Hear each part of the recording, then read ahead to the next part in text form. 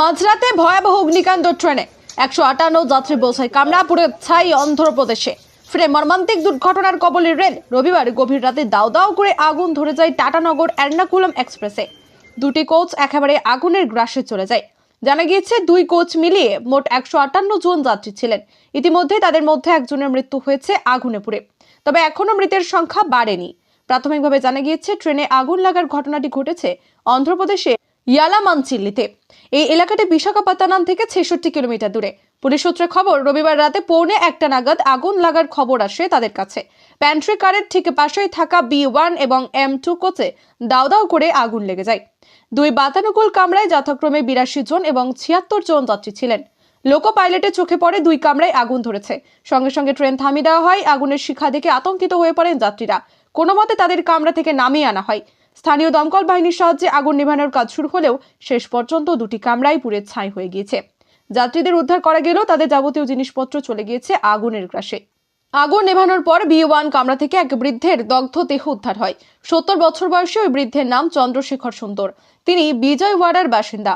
দাউ দাউ আগুনে জ্বলতে থাকা কামরা থেকে তিনি বেরোতে পারেননি, তবে বাকি যাত্রীরা সকলেই সুস্থ আছেন বলে রেলের তরফে জানানো হয়েছে। পুড়ে যাওয়া দুই কামরা সরিয়ে ফের গন্তব্যের উদ্দেশ্যে যাওয়া শুরু করে ট্রেনটি। সব মিলিয়ে 2000 যাত্রী ছিলেন ওই ট্রেনে।